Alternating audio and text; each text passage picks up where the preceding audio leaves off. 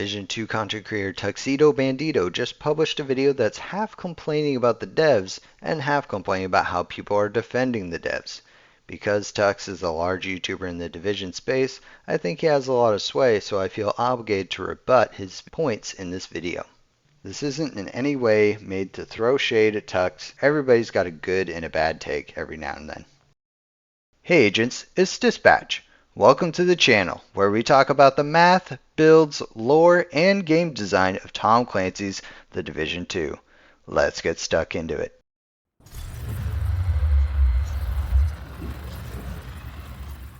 Let's take each point as it comes. First, he asserts that the devs don't have a vision for the game. This I can maybe agree with, but it's still speculation. The devs just updated most of the weapons with Project Resolve, and now in the PTS they rolled almost all those changes back. So it kind of matches up with the narrative. It's confusing, and I think more information from the devs as to why they changed them would be good. In a separate video I'll talk about why I think they made the changes they did, and breaking down the maths. Tux claims that the devs' philosophy is reactionary, nerf and buff based on the popularity of items rather than their performance. He then claims that this is a bad thing. The irony is, he moves on to say that the perception creates the reality as far as nerfs go. He said, and I'm paraphrasing here, "You can tell people the math, and it doesn't matter. Nerfs will always feel worse than the objective situation." Here he seems to be contradicting himself. Why should the devs buff or nerf the gear based on objective facts of its performance when the perception is what matters? Players are going to believe whatever they want anyway. If anything, that's a reinforcement of the devs' current strategy. I think Tux is missing a very important part of the discussion, the involvement of content creators. If content creators tell people it's a bad or significant change, it'll probably make players feel like that, even if that wasn't their initial impression from reading the patch notes. Perception is driven by creators like him and I. Reassuring people that their striker build is just fine, just use a different backpack, isn't that big of a deal. It's hard to underscore how little this change affects the power of your striker build. If anything, I think the portion of the community sentiment that has been negative has been largely driven by a huge negative clickbait YouTuber tsunami of videos that are freaking out about the changes. And maybe I even played a part in this as well. I think his video speaks to a frustration, but does nothing to alleviate it. Case in point, if Division 2 hadn't announced the change, and creators weren't screaming about the striker changes, most players wouldn't have even noticed. Why?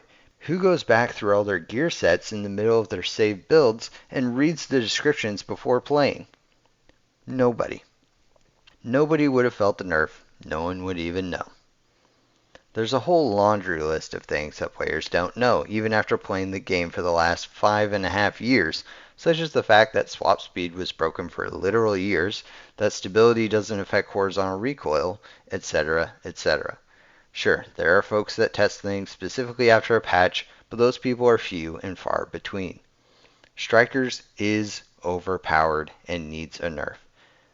This one didn't go far enough. In this case, the reality of Striker's performance matches its perception. That it's the best set in the game. Therefore, it especially needs a nerf. Both buffs and nerfs are needed for a game to be healthy, whether we like it or not.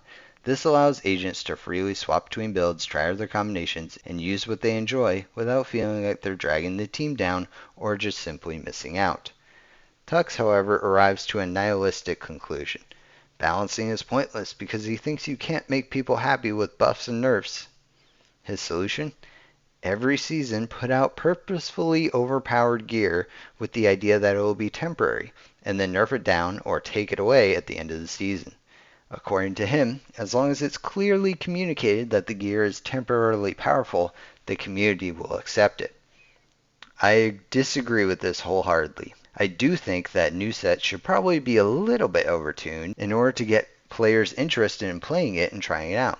I don't, however, think that going overboard for the whole season is the solution. We already saw this essentially with Heartbreaker. Heartbreaker launched completely broken. It was the best set in the game by a long shot for a couple months. Not only was a portion of the player base in absolute denial about its power, they also lost their minds when it got nerfed. The refrain of, "I don't want nerfs," and "the devs hate us having fun," was obnoxious. Now, I don't think the devs said this would deliberately be overpowered, so maybe this would have made a difference in the community sentiment. Managing expectations is pretty important. However, there are other secondary effects to having overpowered gear, especially if it lasts all season. If these sets come out every season and are always overpowered, that means the newest meta build will always be in style, and there will never be a reason or motivation to return to any of the many legacy builds that will have gathering dust in our stash. This is why balance is important, even if it's impossible to absolutely perfect. The thing that makes the division so special is the fact that so many builds are viable. Hybrids abound in the game, and they feel really fun to build and try out. I want balance so I can easily use almost any gear set in the game and not feel like it's too far off the meta. That's a lot of new ways to play the game. Hell, these talents are why we replay the game so much. There are so many different combinations. I also disagree with Tux's take, saying essentially, when everything is balanced, everything is going to feel the same. Everyone knows this obviously just isn't true. Negotiators plays very differently in Striker. Now, on the other hand, Striker feels the same as a high end because you just gradually get damage. The only thing that feels different is the rate of fire, and of course, it's overpowered damage. It's boring.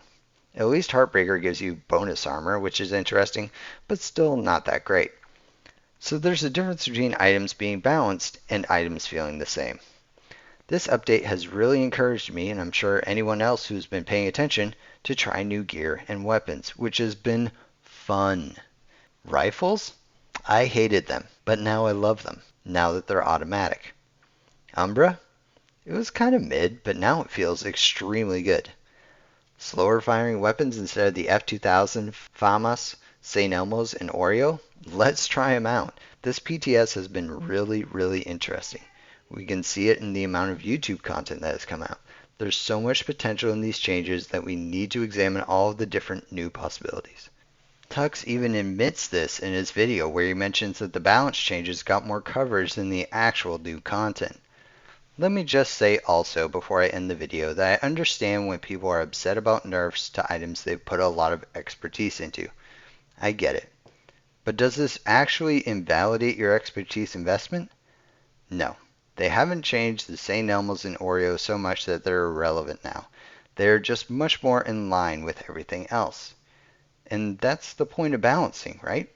If they had been nerfed to way below par, then I'd agree. The devs essentially voided your expertise investment.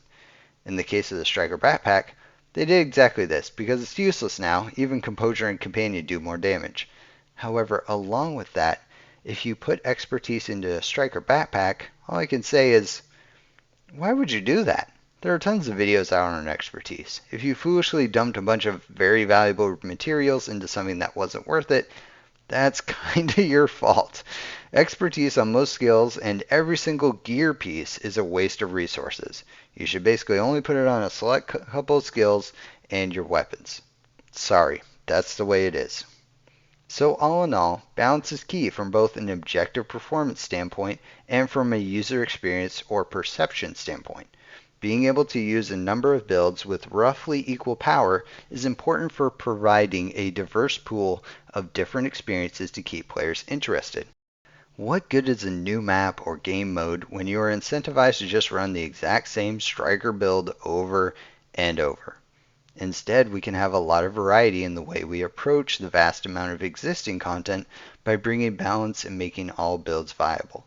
This includes nerfs and buffs to put a check on power creep and bring up underperforming items. I support the devs on the vast majority of these changes, and I hope they keep them coming. But what do you think? Let me know your ideas below. If you don't think Strikers is overpowered, see my video discussing the subject in the description below. Subscribe to the channel. Our goal is to reach 1,000 subscribers, and we're almost there. Also, check out our playlist for other videos on similar subjects to find what you like. Give the video a thumbs up if you liked it. If you disagree, let me know why and hit the thumbs down. Again, the amount of comments and the quality of comments have been really, really good for the past couple months, so keep it up. I read and reply to almost everyone. I really, really enjoy it. Alright, agents, that's all I got. So for now, This has been Dispatch. Take care out there.